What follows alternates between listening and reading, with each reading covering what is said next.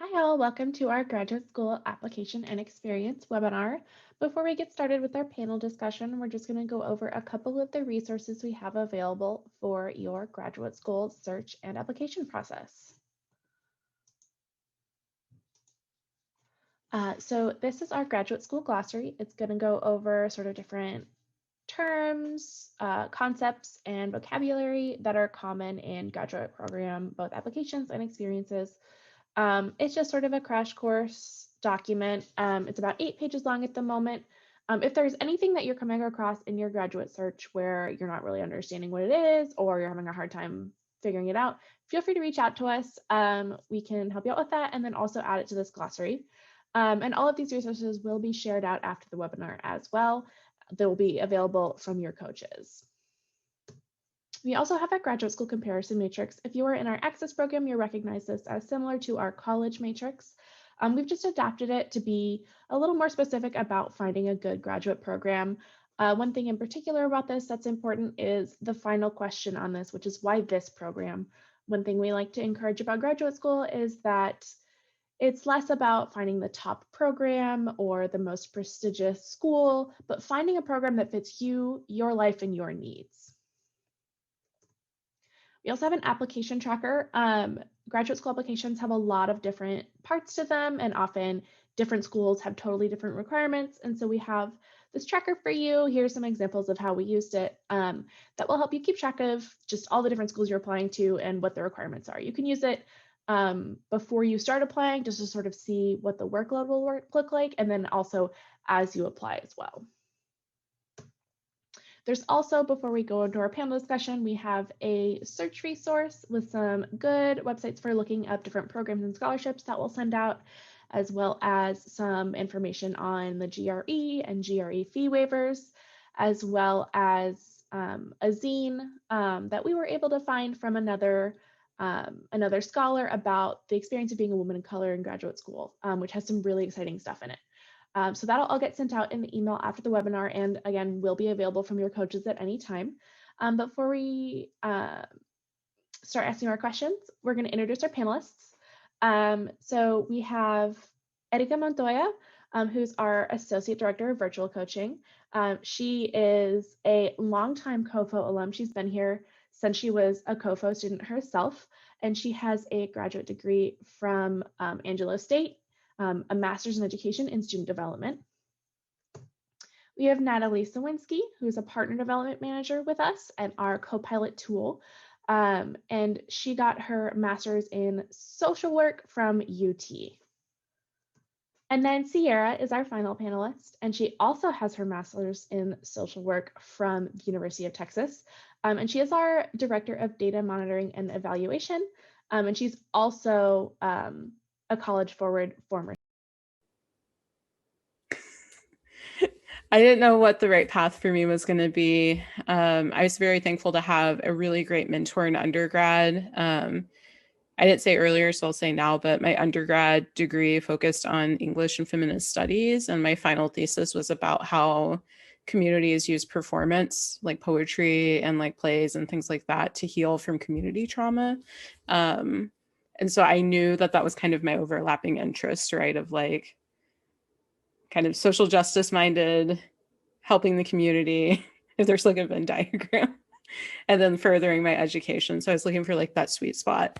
I decided to come back to College Forward as an access coach at Georgetown High School.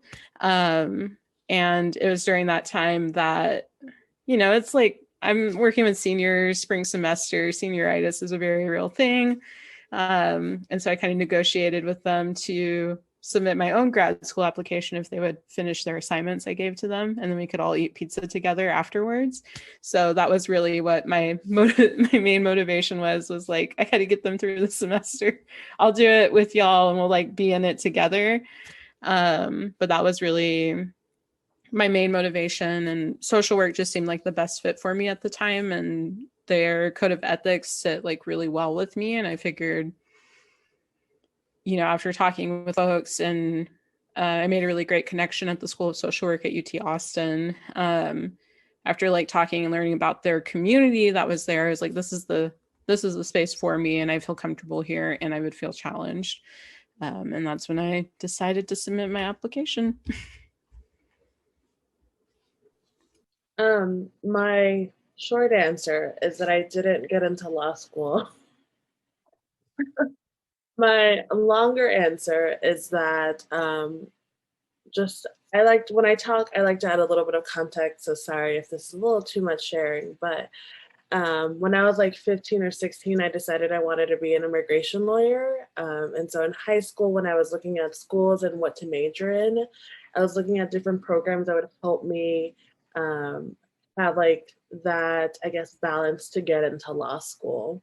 And because I wanted to do immigration law, I decided on Latin American studies, which is why I majored in Latin American studies.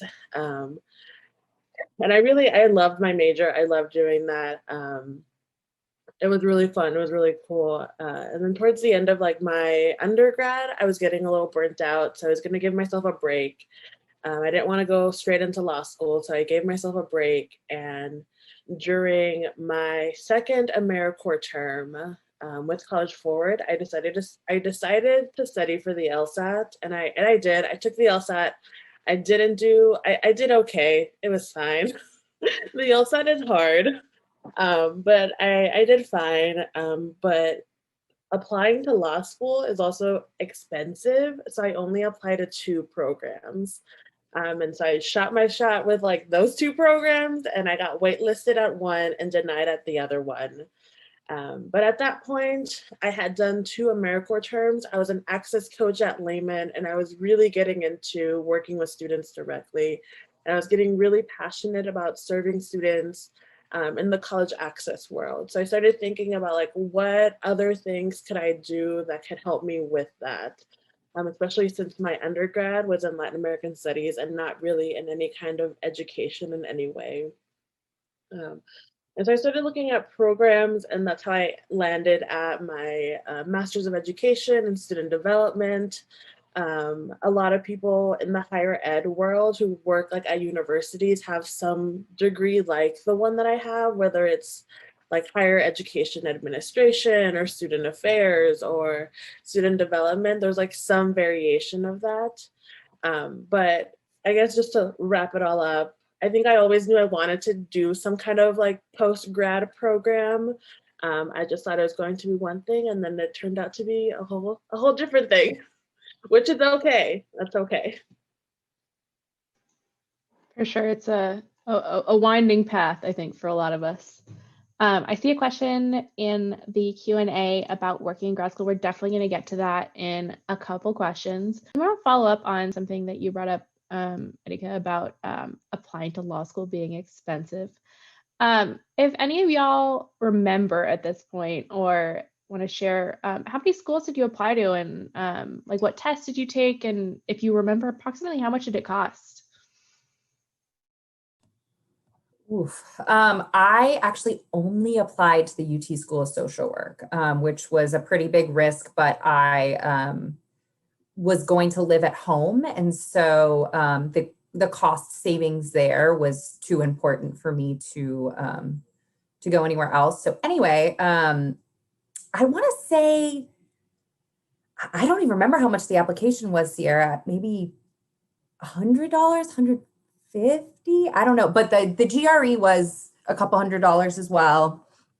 And then study materials on top of that for the GRE was probably another $100. So, I mean, all in all, it was probably close to $500 to apply to the one school if I added it up. Yeah. So I also only applied to UT Austin. And I'll be honest, I applied about 6 weeks past the deadline. And I'm just saying, I don't recommend it because by that point, a lot of the funding that's available is gone. So my first year out of 3 years was really hard to support financially. My other reasoning for applying to just the one school was the cost. I don't know what to call him, like grad rep / recruiter person. His name is Ramon Gomez, and he worked with me to get a fee waiver because he kind of knew my family situation. it was really the only thing that was feasible for me if I was going to do it at that point in time. I was also supporting part of my family. I was supporting a couple of my brothers at the same time. So going out of state was really not going to be an option because I couldn't afford to fly back and forth or anything like that.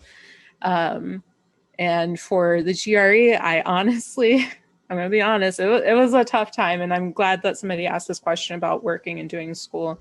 I honestly did a GoFundMe and then was very thankful for the community around me contributing to that so I could afford to take it.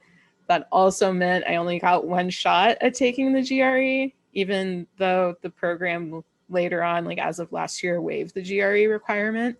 But I'm sharing that to be totally honest about how my experience was. So I was very fortunate in that fact of people stepping up for my community to support and make that happen for me. It also meant I studied really, really, really hard. I hate standardized tests. That is not where I shine. I get panicky. I get anxiety. It does not work. And I did exactly mid percentile, exactly 50%. And I was that's good enough for me. But I would say for me, out of pocket, cost was maybe my bus fare to get to the testing site because I was using public transit at the time. I didn't have a car. So that's kind of my story as far as the cost that I paid out of pocket and the kind of external factors that were impacting my decision on how many schools I applied to and which schools. I also only applied to one graduate program, mainly because I had already. I say I, but when I say I mean my family / my parents, and I had already spent quite a deal of money on me preparing for law school. So that was me getting into my graduate program. I went to Angelo State, so the application fee wasn't that bad. I didn't have to take the GRE, and that's how I planned it because I had already taken the LSAT and I refused to take another standardized test. But for law school, for that process, because I applied to schools, I did that whole process. That was pretty expensive. If you're interested in law school, you have to do an account with this organization, I guess we'll call them, the Law School Admission Council, and that's where you'll do your application. So it's a separate, specific thing that you also have to pay to create an account with. So that's you have to pay to create that account, and then you have to pay to send in your applications. So I think the amount, I don't remember the exact amount, but I also want to say it might have been with just applying to schools, around $500, maybe a little bit less. And that includes the taking the LSAT and applying or creating that account with the Law School Admission Council, and then applying to law schools. But I also decided that I wanted to do a LSAT prep program. And fortunately, my parents were able to help me pay for that. I did it with the Princeton Review. It wasn't too bad. It was a 10-week program, and I thought it was really helpful, but it was pretty expensive. It was almost, I think, $1,000. But we were able to pay it in payments. So if that's an option for y'all, I definitely recommend it. Did it take y'all to sort of prep for the programs, between deciding you wanted to apply and gathering your materials, taking the tests, submitting your applications? I am a procrastinator. So I think, I know what? So I think I know I studied, advice to me was, if you know you need a GRE or some sort of standardized test, schedule the test. Because if you just keep saying, I'm going to study for it, and then when I'm ready, I'm going to take it, I personally probably never would have taken it. So that was huge for me. And the week before I was scheduled, I did as minimal schoolwork as I possibly could. I was still in school at the time, which I think gave me a little bit of an advantage because I was still in the studying mode. I think it can be a little harder to study for some of these standardized tests if you haven't been in school for even 6 months. You kind of lose that muscle memory. So I did have an advantage there. But I studied hardcore for a week and I used a book for the GRE. To be fair, I almost enjoy taking standardized tests. I like standardized tests. I know. It's so weird. I don't get anxiety from it, amped up. I'm not even particularly good at them, but I don't get that test anxiety. So I would be really thoughtful about that when you're doing these tests as well. Okay, if I schedule it right before the holidays, am I going to be really stressed out and not have any to do this when my midterms are happening? So I only did a week of studying, but all in all, I got my essay in the day before it was due, and I was writing it up until midnight of that due date. So don't follow my example. That stressed me out hearing about it, but I'm glad it worked out for you. I can share real quick. So like I said earlier, I always knew that I wanted to go to some kind of graduate school. So as I was getting ready to leave undergrad, I made sure to connect with the handful of professors that I felt like I had a really strong relationship with. And I preemptively asked them to write me letters of recommendation. So I kept kind of that line like fresh with them. And I was also transparent with them about like, I wasn't sure exactly what I was going to do. I knew it was either going to be like social sciences or humanities. So like they knew kind of loosely like what my senior thesis was about. They knew kind of the general wheelhouse of what I was going for. So it wasn't too big of a problem for them to preemptively write that recommendation letter or be okay with me following up with them. For the test, I'm going to echo Natalie's point of like, I also am a procrastinator, but that's because the testing gives me anxiety. So for me, if I'm prepping for it, that's the length of time that I'm going to be stressed out about it. So I scheduled my test, and then 6 weeks out from that is when I started like hardcore setting a cadence for myself. So like, again, my undergrad was in English, so I knew the English stuff and the essay stuff I was going to be fine with. I wasn't worried about it. So I focused really heavily on doing the math sections that I wasn't as comfortable with. And really how I approached that was like the first week I did a practice test to kind of see where my weaknesses were. And then I set up and targeted my studying with that. So I probably spent about 6-8 weeks doing that. And like I said, I used my term of service. So I did take a break between when I finished undergrad and when I started my graduate program. I took about a year-long break. And so during that year is when I spent kind of getting the like basic stuff. So like recommendations from my professors, working on my personal statement, because you're always going to be asked to provide a personal statement. And then I just used that 6 to 8 weeks to prep for the GRE. I would say like the spring before I was accepted, because I got accepted during the summer. But that was kind of my approach with it.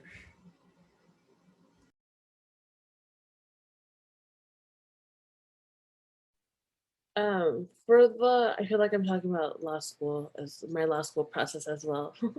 But for my law school process, that took me like a year, just with like studying for the LSAT and like preparing for the test, taking the test, and then doing my applications. Like it was a lot.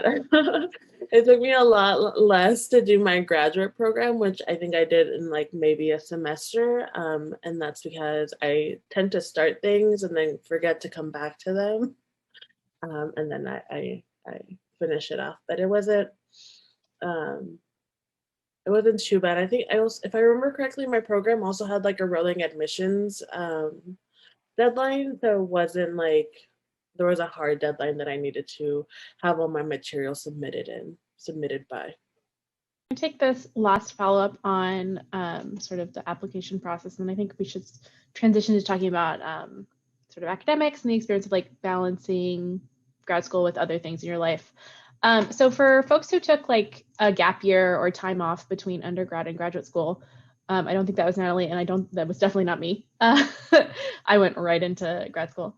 Was it hard to jump back into that studying or student mindset?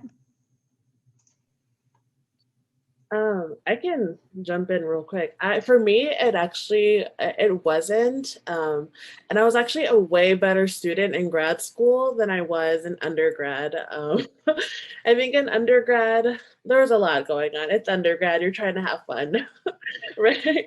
And so in undergrad, I think I just like overextended myself a lot. And I was still like figuring out my limits. And when I went into grad school, I had already been out of school for 3 years. So I started my program, I graduated in 2014, and I started my grad program in 2017. Yeah. So I had like 2.5, 3 years of work experience. And so to me, it wasn't that hard. I actually missed it. I missed like learning and like talking about things and like doing all that stuff. I also went into it as a mindset of like, this is my job, but like, this is what I'm going to be doing. Whereas in undergrad, I was like, oh, I'm in school, but also I'm finding myself. I think for me, grad school was just like, I can do this, like, I can jump back in. Like, I already know what it takes to be a student. Like, I have already done 4 years of undergrad. Like, I can do these other like 2 or 3 years more. This is a really good question. So I would say like I had maybe a year in between. I think in that year I got used to kind of doing my own thing. And I know Natalie's going to like laugh when I say this, but our social work grad program is very collaborative. Like people jokingly say you got an A+ in group work for your time there because they force you to work in groups. Yes. So I do feel like my gap year made it hard for me to go back to such a collaborative environment because ironically there were a lot of students who were in this privileged spot to where they could just go straight through, didn't have to worry about finances or family responsibilities. And that's what I was doing for that whole year. And that's what I was still doing during my program.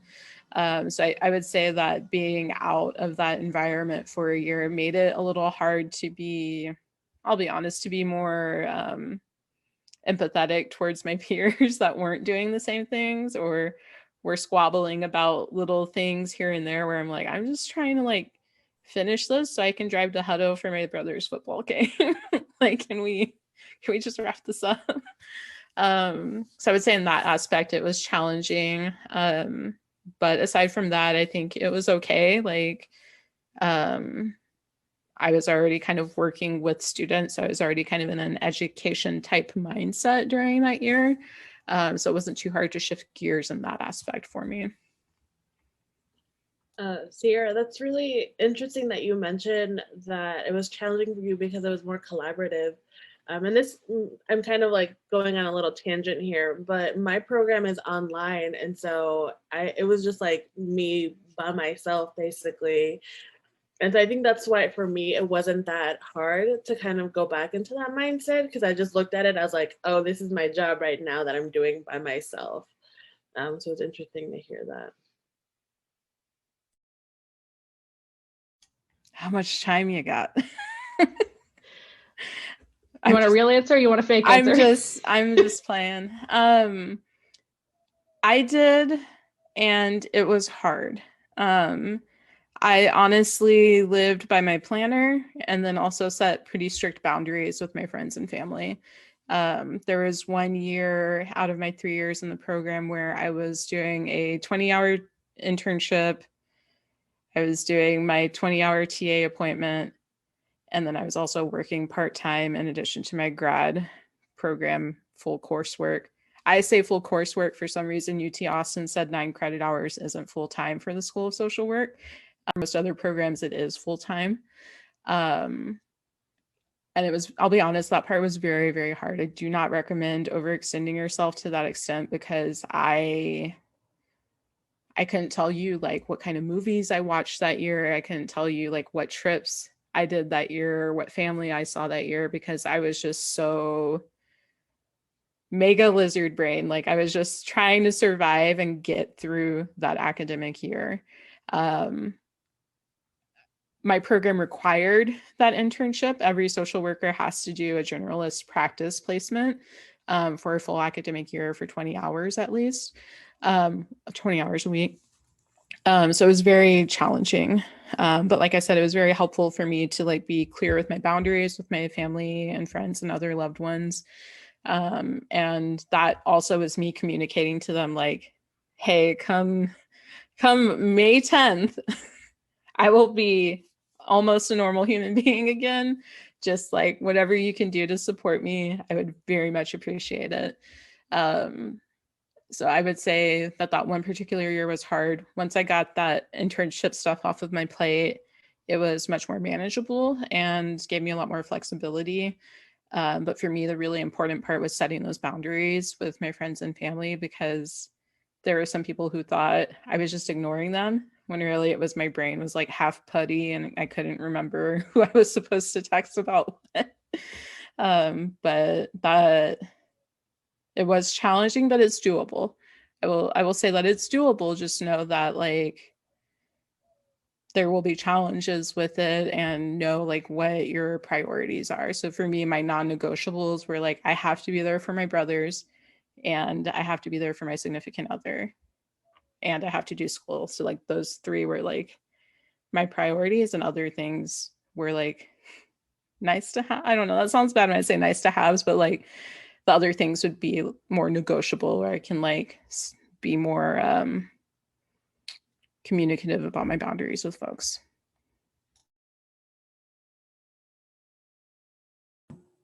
I had a little different experience. I did not work full-time through it. That internship I did know was going to be there.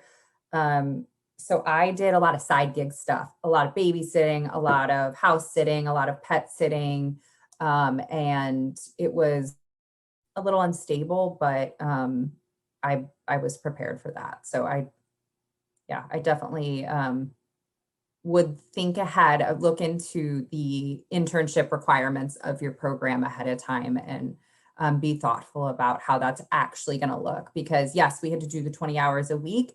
I got placed in Lago Vista, so I was driving an additional 45 minutes each way. So just little things that you would never think about. And then that 20 hours is more like 24.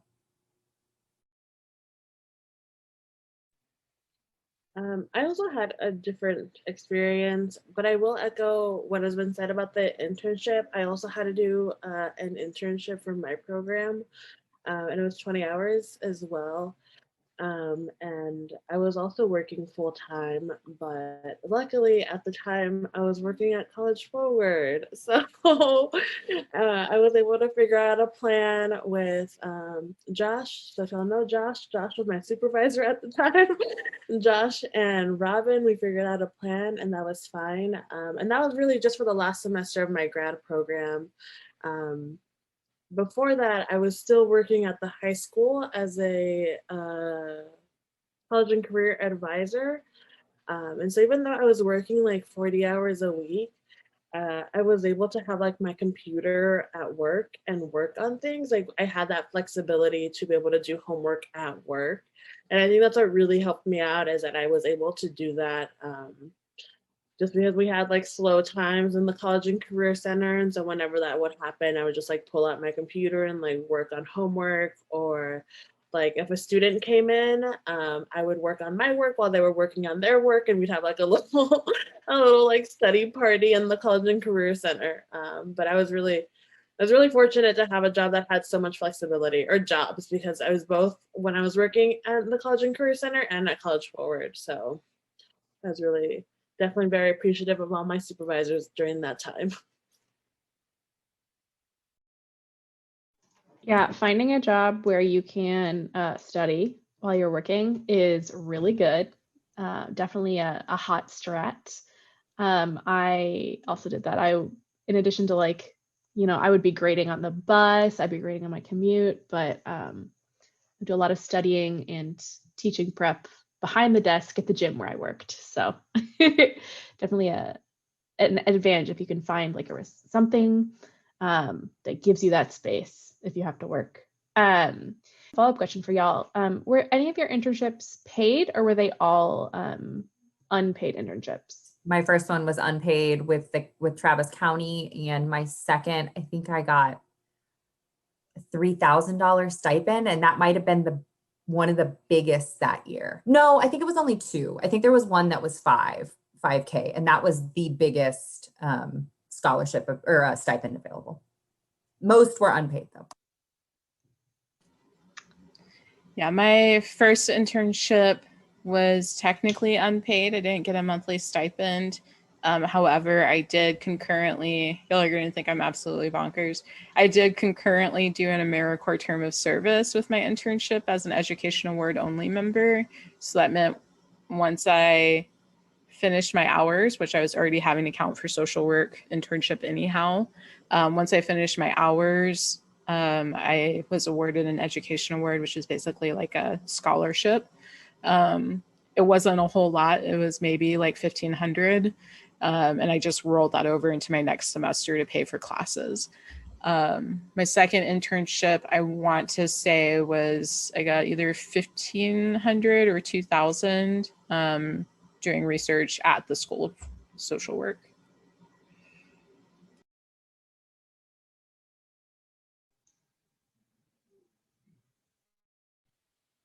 Mine was also unpaid. I was at ACC as a academic coach. Unpaid internships, the backbone of our society. So in terms of, since we're talking about financials and stuff, how did y'all pay for graduate school? Was it mostly by working? Did y'all have scholarships, loans? I have a whole lot of loans. We pay, I think, $1,200 a month. We're paying them off really aggressively, but yeah, mine was, I was not eligible for much. So I undergrad and graduate school. So it's a lot, but yeah, think about when you have a mortgage and a kid. I wish I would have maybe held off a little bit, worked a little longer, and been able to pay out of pocket a little more, because the interest rate is not helping you out. And were those like Grad Plus loans from the from FAFSA, or were they private loans? Private. Not subject to our moratorium. But mostly private. Yeah. And then I consolidated all my loans a couple years after grad school. My undergrad and my graduate, rolled them all up into one and got a better rate. Interesting. Cool.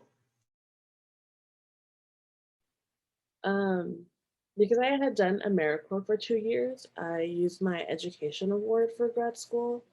So I had like $10,000, because at the time the Ed Award was like 5,000 and something.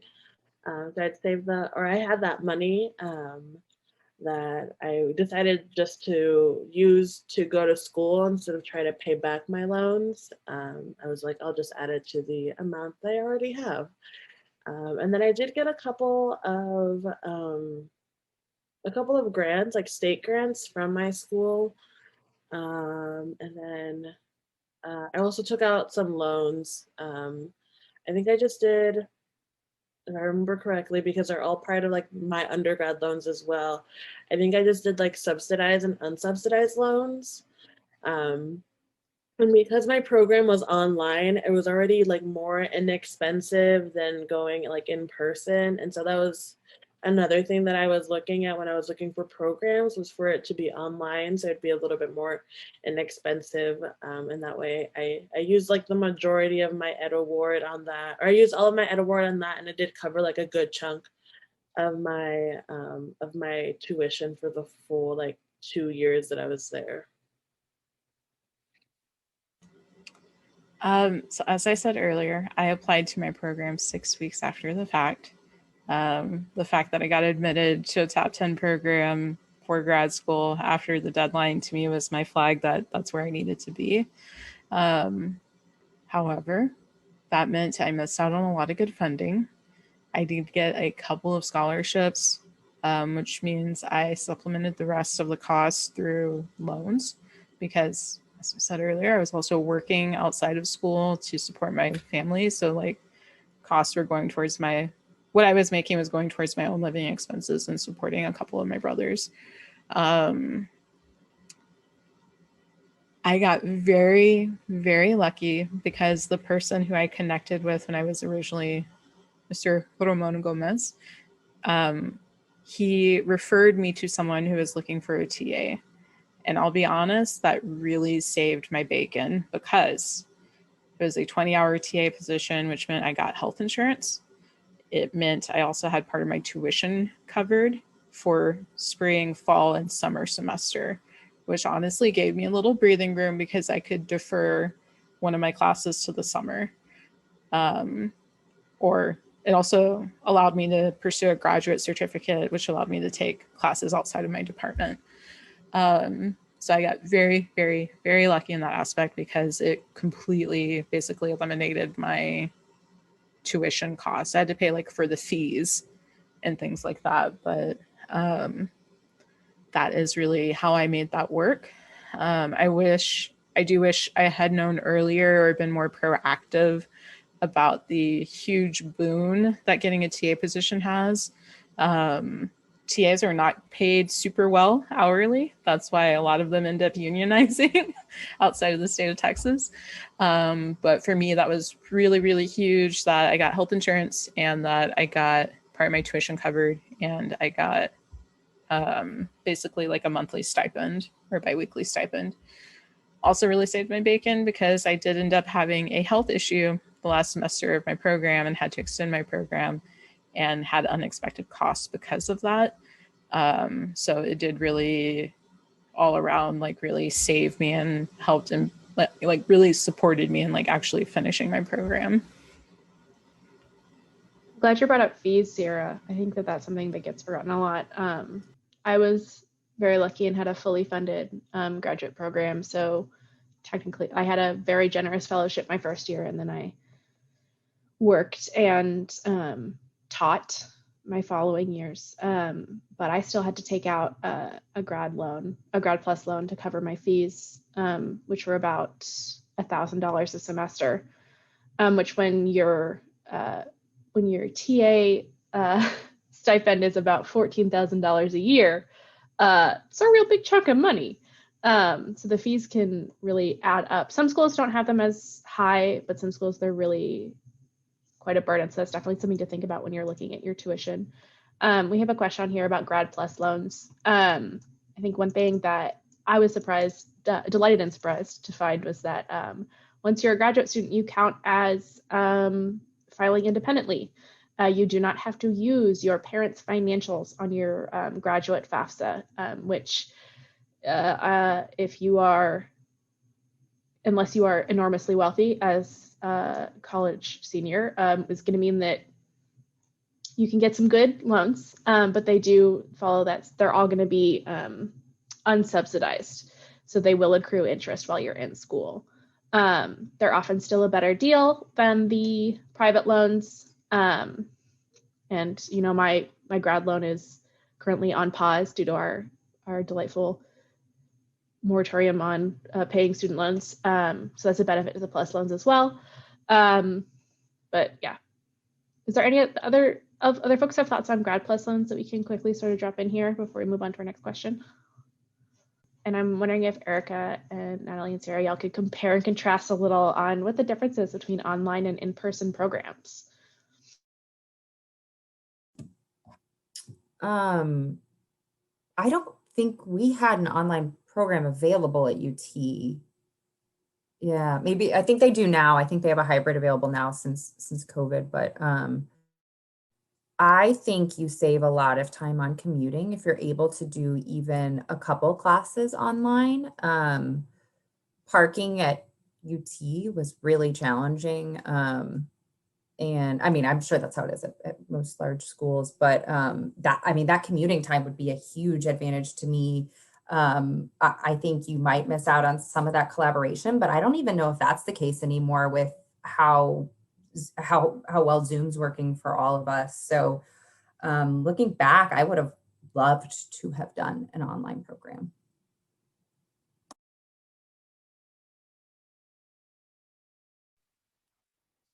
My online program was let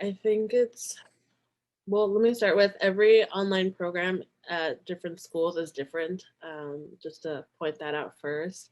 So the one that I did at Angelo State, the way that my program was set up was that I had 2 classes every 8 weeks. And each week I would basically like have an assignment or 2 due, and they would call them like modules. So it'd be module 1 through 8. And so we worked through those like 8 modules in those 8 weeks.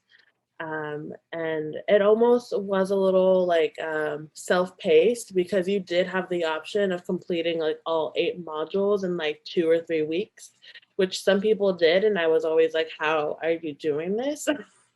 I can barely keep up with 1 week. But that's how my program went. And so I had 2 classes every 8 weeks. And so I have 4 classes of total in the semester. And it was actually all through Blackboard. So I have very passionate thoughts about Blackboard because it's all done through Blackboard. And it was a lot of like reading and then writing, or like reading and then like discussing. However, like I also know that there are programs, online programs, and I know this because I did a lot of research with different programs, and I would ask them about like their online platforms and stuff. But I also know that some programs would like that are online, like have you log in to a like some kind of video conferencing at a certain time, and that's your online class. So it's more of like logging into Zoom and doing it that way, as opposed to doing it just like kind of self-paced. I liked my program because of that, because it was kind of like self-paced, and I was able to do things like within a week and then like go on to the next week. I did miss the like collaborative piece of it.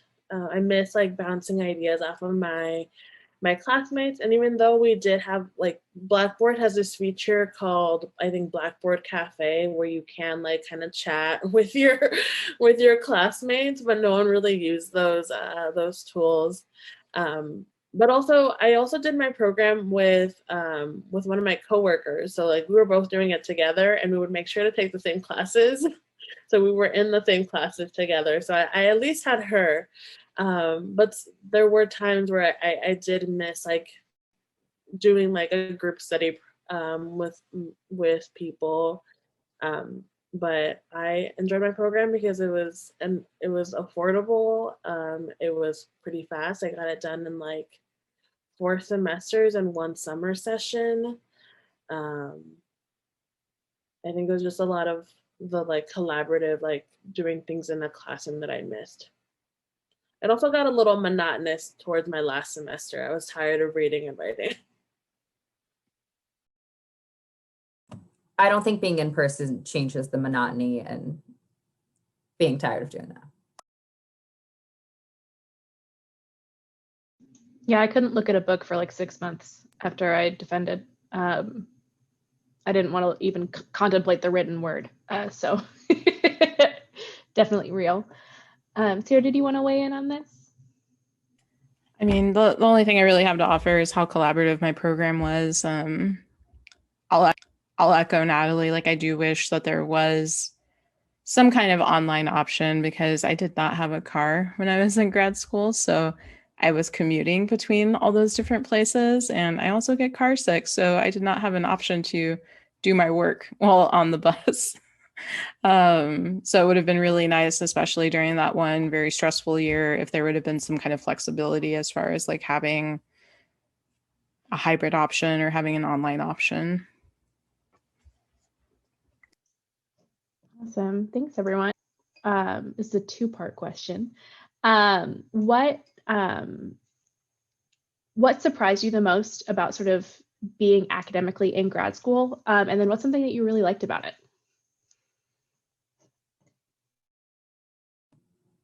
Something that surprised me, and I feel like we just keep saying this over and over again, but how collaborative it was. It felt a little, it almost felt unacademic at times, like you were just having to show up and like hold hands with everyone, which it's social work, like that's kind of part of it, but that got a little challenging where I was almost like, I want to be reading and like doing a little more hardcore work. I don't want to be sitting here just, it was a lot of just talking about different people's values. And I understand the value in that. But that was really surprising to me, how unacademic some of that was. And it really was kind of playing along with the politics of grad school and staying in everyone's good favor. And I'm sorry, what was your second question? I know I had an answer. What's something that you really liked about it? Yeah. I want to hear some positives, some exciting things. Yeah, I made some really, really good friends that I wouldn't have met in any other setting that I still talk to this day. That's so interesting hearing your perspective on it, Natalie, because I definitely, the thing that surprised me the most was the independence with it. As far as like, here's what we want you to do, get it done. There wasn't, at least for me in my program, in my path, there wasn't a whole lot of like super intense hand-holding.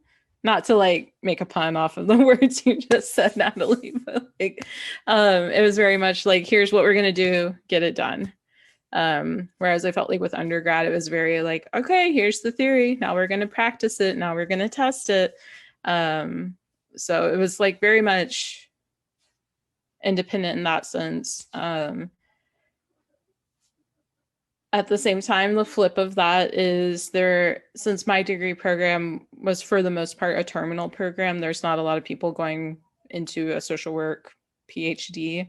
There were a lot of folks that were like, C's get degrees, and they were really just there to get the degree. And I was really there to try to push myself and like do as well as I possibly could, because at the time I was considering going further into a PhD. So that was definitely one of the challenges because of how collaborative it was.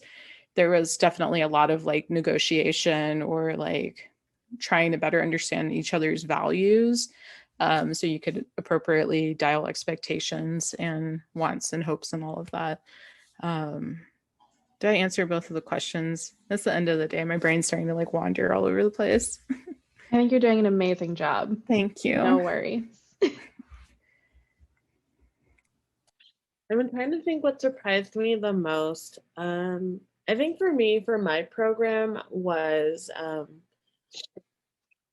guess like how independent it really is. Like I knew I was doing an online program, and I knew it was going to be online, but I didn't realize like how independent it was going to be. I say that because I feel like I might have missed out on like other grad opportunities that may happen in like an in-person setting or in a different online program, like presenting at conferences. Like that wasn't really like something that they told us that we needed to do. It was more like, if you find something, go for it. It wasn't, and I didn't really know like where to find anything. And because of the nature of my grad program, our professors really wanted like our papers to be like short and sweet and to the point. So I think the longest paper that I wrote in my grad program was like 7 pages. Yeah. And so like when I think back to that, like I'm not complaining actually. It was only like 7 pages. But when I think back to that, like I didn't have like that same, I guess, experience that like I hear of other grad programs. And I think that might have been what surprised me the most. On the flip side of that, my papers were really short. My assignments were really short. I enjoyed the material. Like I really, really liked my classes. But I know, Meaghan, it's a wild time. It's a wild program. It's a good program, but it is definitely it's short, and it is popular among higher ed people. So there is that. So I think it's just kind of the thing. But yeah, I really enjoyed my classes. I enjoyed learning that material.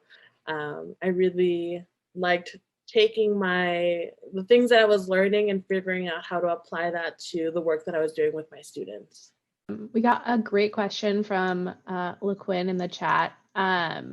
What are some of the growth moments for you in attending grad school? Like if you did it again, what would you do differently, or what choices would you make differently?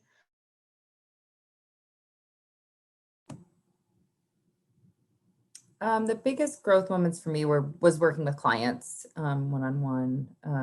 That was pretty powerful. I was working with a pretty tough population my first year in grad school, and they really just throw you in. And looking back, that was definitely my favorite part. So I think I would have taken on something I would have done different is taking on a little more clinical work on the side.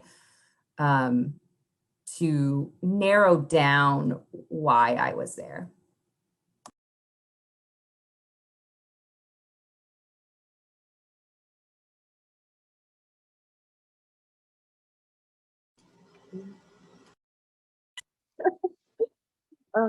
That mute tango, going off mute tango.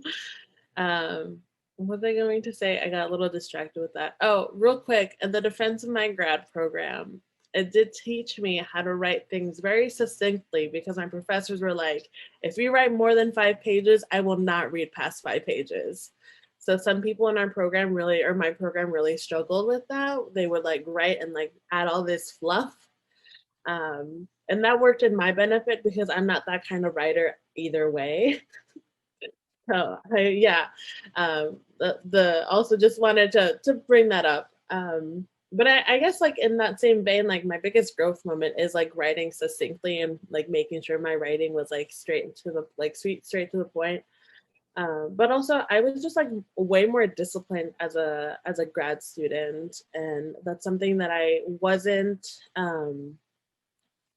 I wasn't as disciplined in undergrad. I kind of just like did my own thing, and I was like, C's get degrees towards the end. I didn't want to be, but that's kind of how it ended up. And I was also less afraid to use the services that they provide, like the writing center, or like going to career services. Even if I didn't do it at Angelo State, like I was less afraid to use career services at St. Ned's, which is my undergrad, than I was as an undergrad, which I think is very important. I think as like a first gen student, like as a woman of color, like as of all of these things, it's kind of scary going into career services or the writing center, just because like so for me, English is my second language. And so I was always a little nervous of taking my work to the writing center.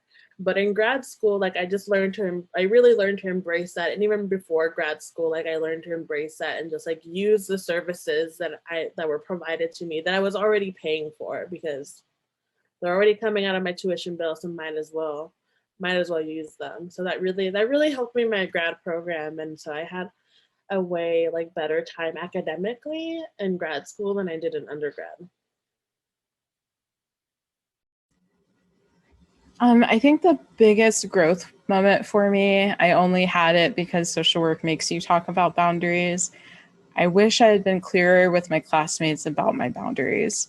I think being a first-gen student, kind of coming from an untraditional family structure in the sense of like neither one of my parents were in the picture, supporting my siblings, I felt ashamed of that when I didn't see my other peers, when I saw other peers who like could afford both financially and both like family support wise to be in the program full time. So in retrospect, I wish I hadn't felt that amount of shame, and I wish I had been more strong about my boundaries in regards to that. Like, no, I can't stay here another hour and a half to quibble about the requirements of this assignment, because we're all grown adults and I trust that you're going to do what you said you're going to do.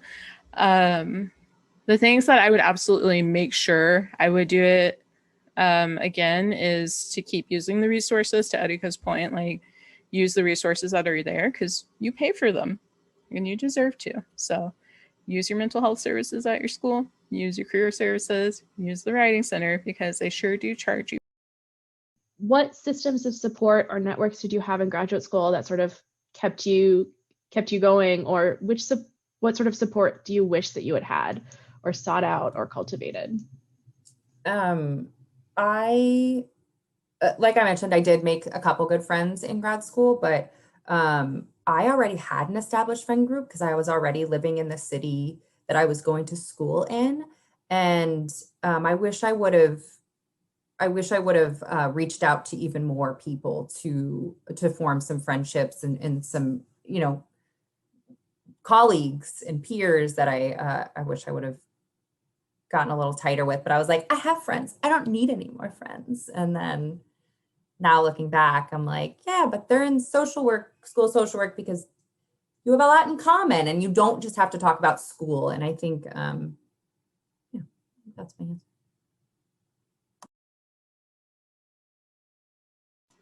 I'm very thankful for the friends I did connect with in social work, and probably not a surprise, but they were also the parents of the program in the sense of they actually had kids that they got it. They knew what it was like to balance work so you can pay for your living expenses and school so that you can improve your income later down the road.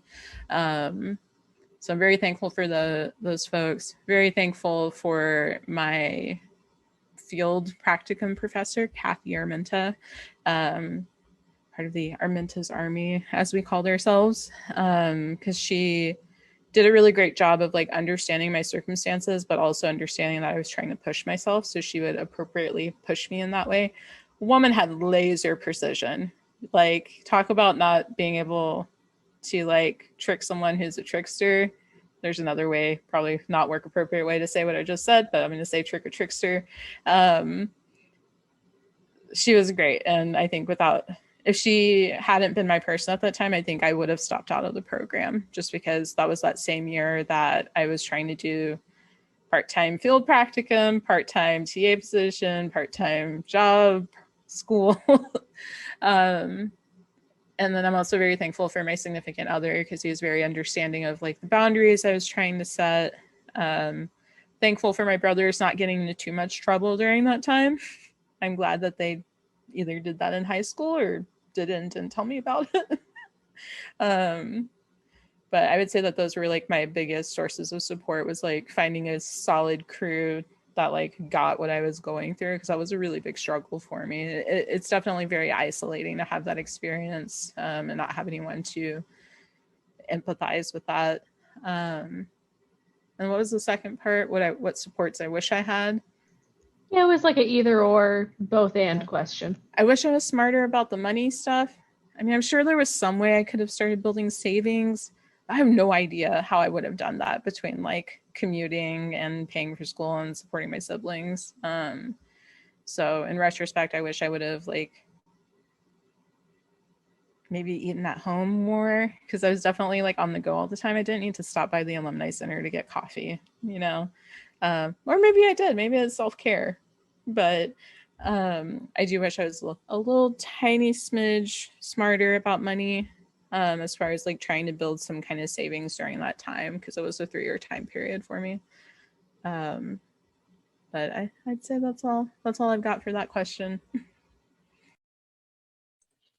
I'll answer both as well. I think for me, something that I miss that I wish I had, support system wise, was a stronger relationship with my advisor.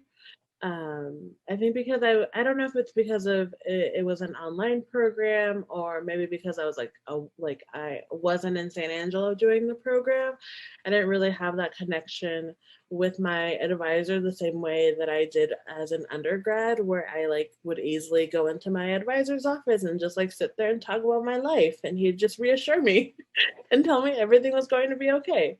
So I definitely wish I had that, but in terms of my personal support system, I had my parents supporting me, pushing me on, and then my family, my friends. Work also was a big thing for me because I was able to do work or do my homework at work. And I was able to have like that support system as well. And then towards the end of my grad program, I also had College Forward supporting me. Woo. I had a really hard time finding an internship, and Austin helped me out. So use your College Forward resources. Erika, it's so funny you said that because I just private messaged Meaghan. I'm like, can I say this? Because I did have a coach my first year of grad school, and it was so helpful. Like, it really was, because I know we're like 2 minutes away, but I had a very stressful time finding an internship. And because we have a partnership with ACC, like College Forward does, I talked to Austin, and Austin really helped me like expedite that process of me getting an internship. And just having like anyone, I think in College Forward, we all have connections to someone. So if you are a current like student or even like a former coach, whoever, like use your College Forward resources, because we all know someone somewhere.